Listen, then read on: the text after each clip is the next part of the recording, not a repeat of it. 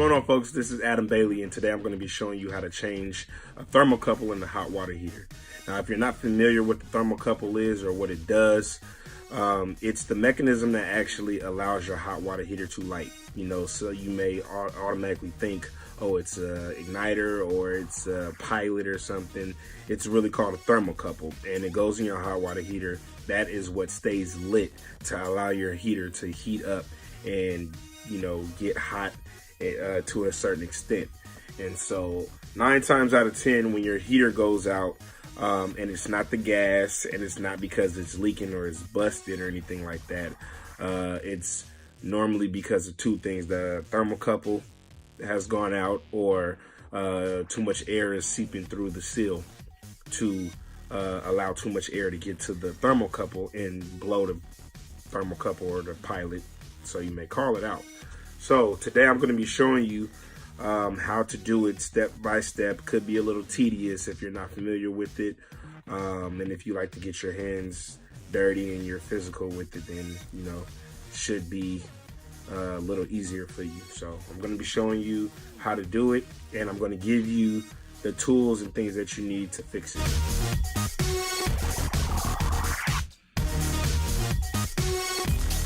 Okay, so pretty much the setup that I have here is all the tools that you'll need. Not necessarily all, but most of the tools that you would need. Some you have choices, or just 1 or 2 of these you have choices on which you want to use. This right here is a Robertshaw Universal Snap Fit Thermocouple. We normally use for the reams. Works very well. Pretty good. This is a tap out screwdriver.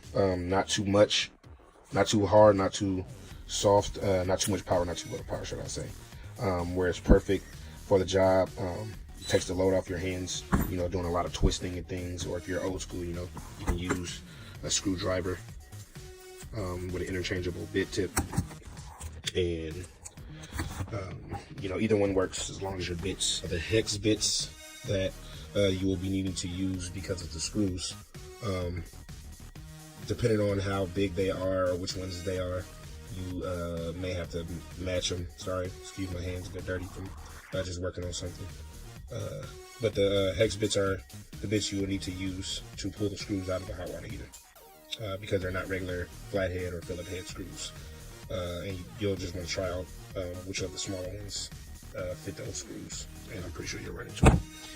You will need baby channel locks to take out and tighten your thermocouple. You will need needle nose pliers to take the old thermocouple out from the small space. You will need these wire cutters, some really good thick ones, to cut the old thermocouple from the mechanism, because this is kind of a thick wire. And you'll need some tough wire cutters to get it. And you will need 100% silicone caulking to reseal where you put the thermocouple inside once you've taken it out, because a lot of times the seal can get damaged, and because it's old, and it may break while you're trying to put it in and take the old one out and stuff like that. So you want to reseal it so that no air seeps through and things like that. And so with that being said, that's all you will need. Let's get started. All right, so I already got a little bit of a head start on changing it, but I'm gonna rewind and go back and show you the steps and tips and tools that you need to change them. First, we're dealing with a ream here. There's similar models, so you may want to look up the model that you have and the make and stuff, and go from there. First thing you want to do, you want to turn off the gas. Make sure your gas is turned off. Make sure it's that pilot safety first. And then now for the tools that you're going to need, you're going to need hex screws. They look like this, or hex bits rather, I'm sorry, because the screws have hex tips.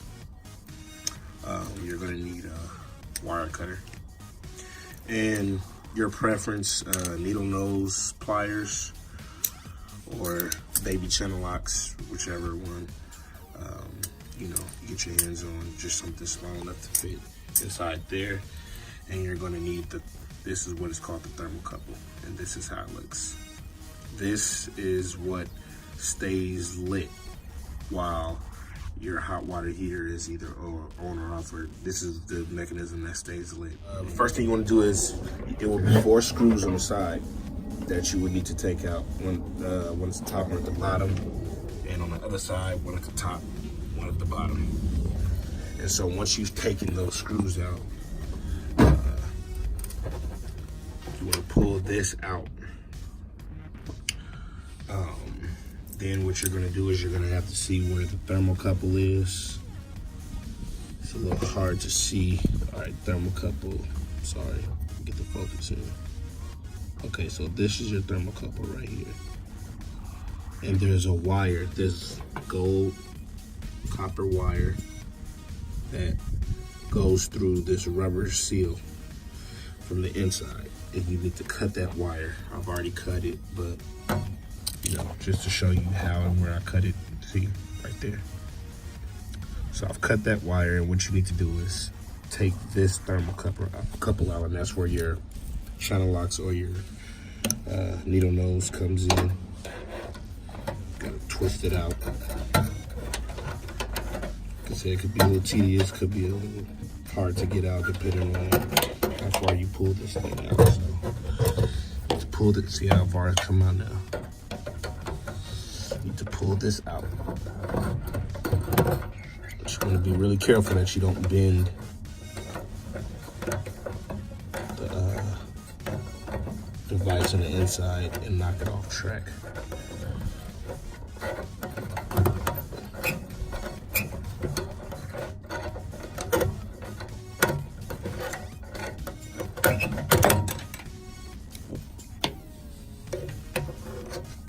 And there you have the old one.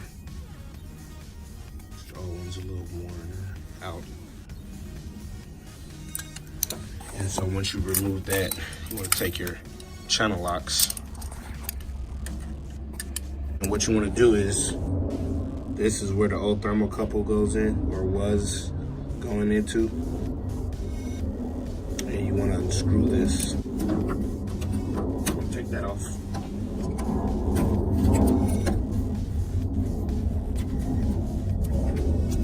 You want to take this out slowly. Things like that happen, no worries.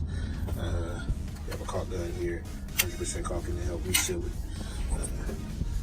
So next thing now you want to do is you want to get your new thermocouple. You want to unravel it. And you're going to have to put it through this was once the rubber seal. And you have to stick it back through here. It's a little hard, a little difficult, but you know. Okay, so this is the bottom view. So this is where I took the old thermocouple out. Now I'm gonna put the new one in. Stick it in there. You screw it.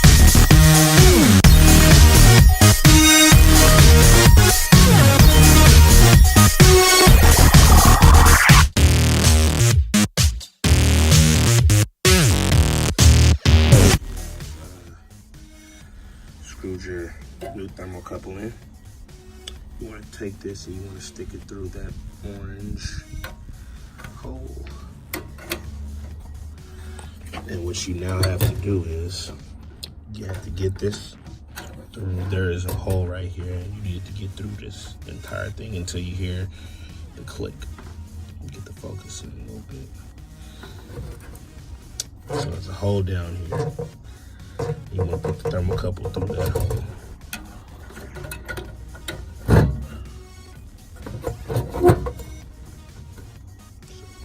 It's a little hard doing it with the camera. Push it all the way through. All right, so it's a closer view. It's a little hard doing it with the camera. You see, I got the old thermocouple taken out. It's a hole. You know, push that thing through. Don't force it or shove it.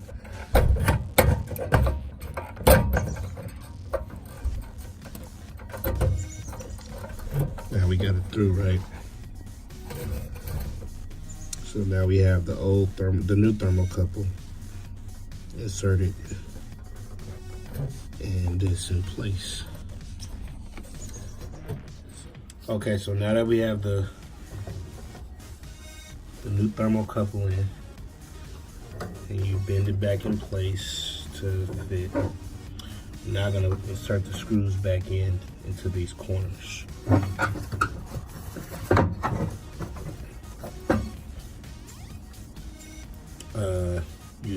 With these reams, you may have two different sizes, so make sure you remember which one came out of which. The longer screws normally go to the bottom because it's a little thicker. Shorter screws at the top. Just remember where you took the screws out from. So let's start with the bottom.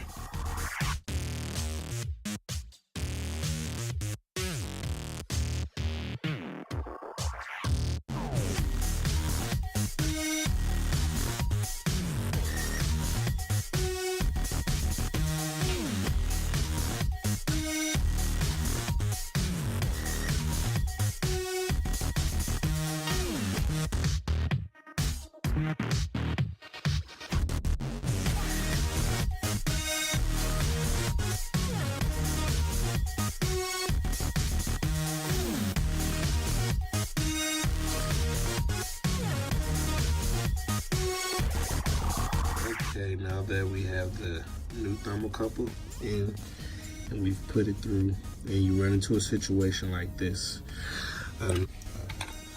normally what we use is 100% silicone caulking, and we seal it to make sure no air seeps through.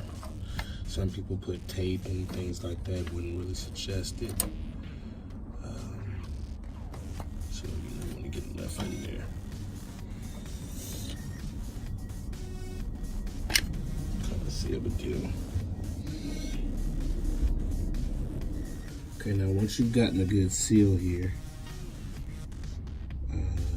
set up all the open spots where air could potentially get through. What you want to do is now you can turn on your gas and light your pilot. Make sure it's on pilot lighting. You have to hold this down for a little while so you can allow some air to build up. While I'm allowing the air to build up, if it's hard for you to tell, come down here to the window. You know, some people just start randomly, flicking a switch, not knowing if it's actually lit or not. So come down here to this window. I'm sorry, it's a little hard to see because of the glare.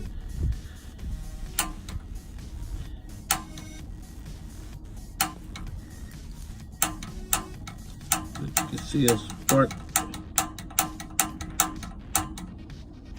If you saw that flame, that means it's lit, but you still need to hold it and hold it. And once it's lit now,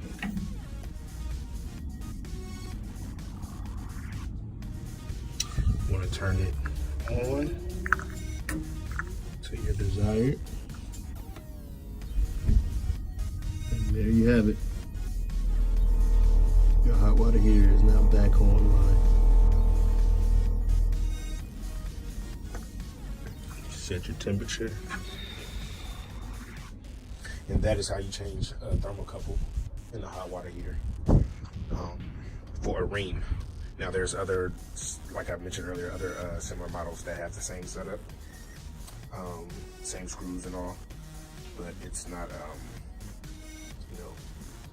the same with all of them. So if you have one similar to this and your pilot is going out, but it's not leaking, as long as it's not leaking, that's always a good sign. And if your pilot went out, 9 times out of 10 it's your thermocouple that needs to be replaced. It's not the gas. So that is how you change it. Feel free to comment in the box below. Any questions, let me know in the comment section below as well. Anything you think I missed or anything, just let me know. Thank you for watching this video. You guys enjoy.